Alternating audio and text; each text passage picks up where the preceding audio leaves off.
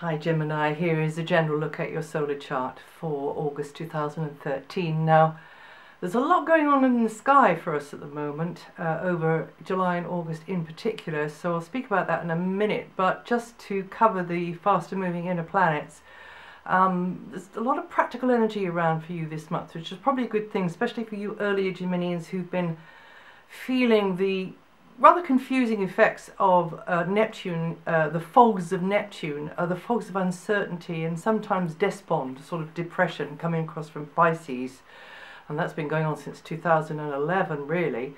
It's slowly moving forwards, but Neptune is a great big slow moving planet, so having a practical vibe is no bad thing.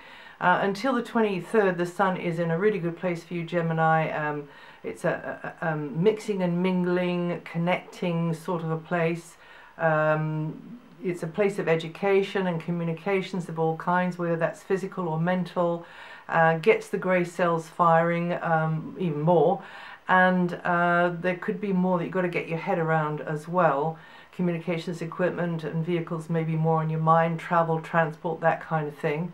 And then from the 23rd, the focus turns inwards, more in and around a hub or a base of operations within a locality of some kind, and you giving more attention, having more awareness to do with the neighborhood community.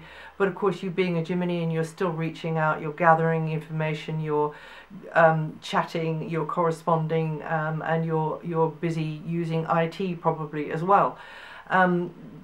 Mercury, though, your ruling planet, has been in a pretty practical place now for quite a while, several weeks since the back end of May, and is finally coming out of there on the 9th, but Mars is in a very material, physical kind of an area, though, but Mercury coming out of there on the 9th of August means that conversations won't be so much centered around property, possession, resources, bits of kit, equipment, revolving, information exchange with others, revolving around matters fiscal or material, could be contracts as well, could be buying, selling, renting, leasing. All of that has been perhaps more in your mind, or maybe it's not been like that at all. Maybe it's been like around tools or skills, or how you can make the most of an asset, and whether that's asset external or internal. That's to say, how you can make the most, capitalize upon your inborn assets, your gifts, and how you can turn them into cash. That's until the 9th. Anyway, Mercury's been in there for quite a while, so you'll be familiar with this. Mercury moves out of there into a more appropriate area really for Mercury, which is in a very outgoing, chatty area, and it's right up your street, Gemini. It's to do with communications, media, education, toing and froing, paperwork. Some of you may be having to get on with more paperwork. It's a much quicker transit. It's in and out of there between the 9th and the 24th. And it's going direct the whole time, so it'll be a great time for making connections, finding out stuff, and also sharing information with others as well, if that's if you're connecting in with education, or maybe it's not formal education, maybe it's just information exchange really. And then from the 29th, discussions could center more around members of the family, or a member of the family, or be more within the castle walls, as it were, or within the circle of the family or extended family. Tribal connections highlighted there, to do with a property, or to do with a space, or to do with a location, a place on the map. Correspondence, speculation, conversations could be revolving around all of that kind of thing. You harking back to the past a bit, you thinking about the past, maybe not in a nostalgic way, or maybe it is, but it might just be you trying to remember what went on then, and how that might affect now. So whatever's going on, it tends to be a much busier time mentally at home, or not very far away from home, or if it's not home, then it's your temporary home, a temporary sort of HQ. Until the 17th, Venus is in a good mood, beaming a friendly, sociable light into the root of your chart. It's a nice place for Venus to be. You appreciating what you have around you more, who you've got with you, or if they're not actually with you, then down the wires, you know, coming into your home that way. Appreciating a location, whether it's your location or another location, but you know, really valuing that. Valuing your more personal relationships maybe more. A good time to be working from home or on the home, indeed.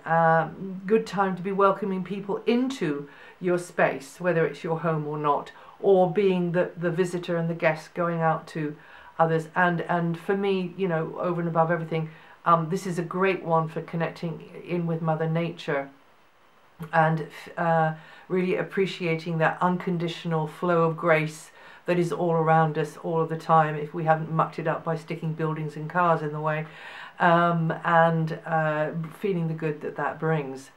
And then from the 17th, Venus's position is in a very fun-loving area of the chart. I call this the house of fun. And, you know, if you want to party, or if you want to get romantic and snuggle up with someone, this is a good place for it, or a good time for it, actually, from the 17th onwards. It's also a great one for artistic Geminians, young people, children, the inner child energy to bubble up and to really start being playful with leisure pursuits, hobbies, getting out and about. Or if it's not like that, then you getting more out of what you're doing. You feeling more appreciated for who you are, the way you are, or what you're doing.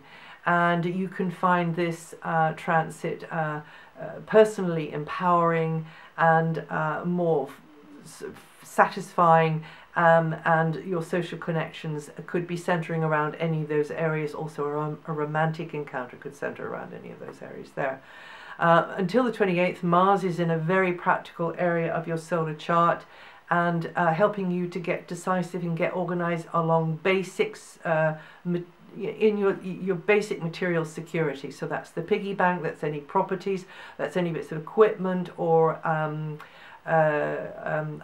other resources that you can maintain, repair, protect, get more of, just get how you want it to be, and organizing things better, and overall just being very practical and resourceful about making the most of what you have, or indeed, you know, how to improve on what you have, how to make it more lucrative, maybe an asset, you know, cashing that in. Or if it's not like that, maybe it's your own inborn gifts and how to turn those into cash. But your physical stamina could be stretched with this one here, and also you could overstretch yourself with a resource, or financially, so just watch that out, because Mars can be very impulsive and doesn't look before he leaps. Also, this can be about the physical side of life, health and well-being as well, and you really taking the bull by the horns to get that improvements, see improvements there, maybe your own, or it may be somebody else's health.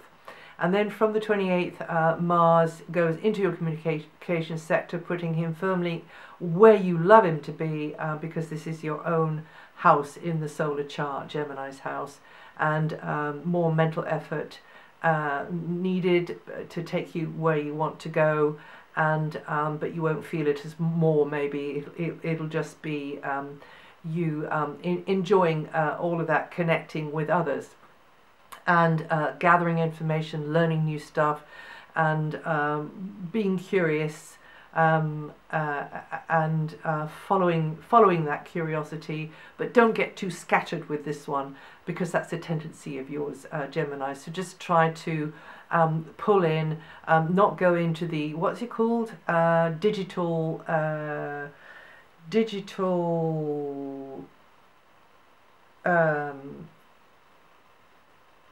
dementia, that's it. Digital dementia, where yes, studies have been done, of course, and found that people who use a lot of IT are actually using their left brain too much if they're right-handed, and the other way around if they're left-handed. And then the left brain is which is the part of the brain which is intuitive and which is to do with the picturing or the visioning and the following of a pattern through a story.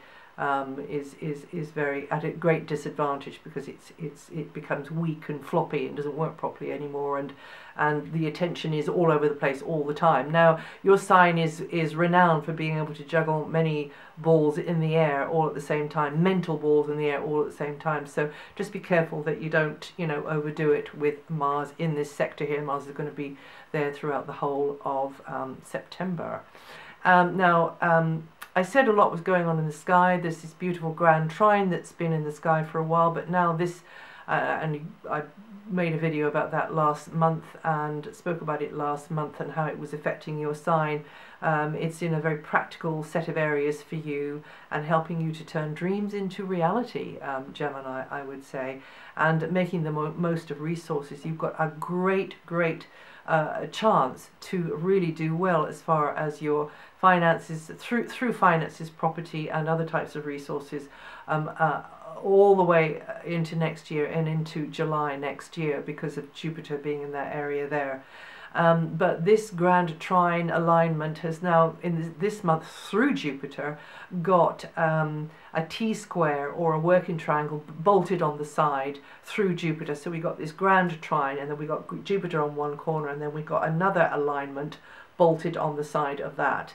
And it's so the pivot for you, the whole thing hinges on that area of resource, talents as well. Don't forget that area is to do with your talents and how you can really make those lucrative for you, but also it is about assets. It's about external assets and how you make the moves as wisely as you possibly can. But with Jupiter there helping you, the cards will be stacked in your favor.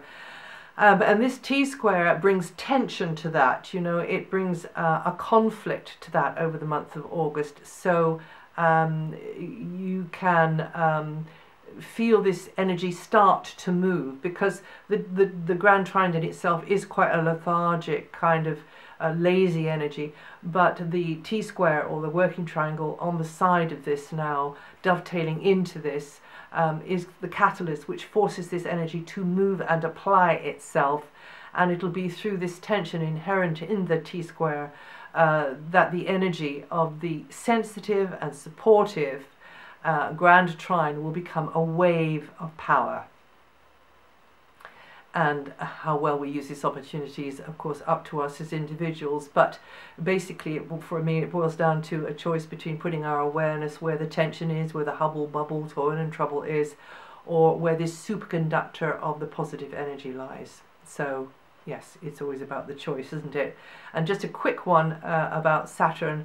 Saturn is in a service-orientated area. It's been there for quite a while now, and it's got until the end of 2014 to run, so it's been there for more than half its time, about a year and a half. And this is a stitch in time saves 9, so you know, being sensible about prevention where health is concerned, being sensible about maintenance, repairs, keeping up with things on a regular basis, keeping to a schedule, plugging away at things, working more really, applying yourself in useful ways to a schedule, and learning new skills, putting new skills to new strings to your bow. And you Geminians born the 24th to 29th of May or with 4 to 8 degrees rising are to feel this energy the most this month. And that's it for August. If you want to know what the other slower moving planets are doing, I update that every month on my website. And also listen to your moon sign or to your ascendant sign, if you know it, forecast for those, because it'll sort of flesh out a bit what I've said here, and you can compare that to the actual unfolding of events and see which bits fit and which bits that you can throw away. And I'll see you the next time.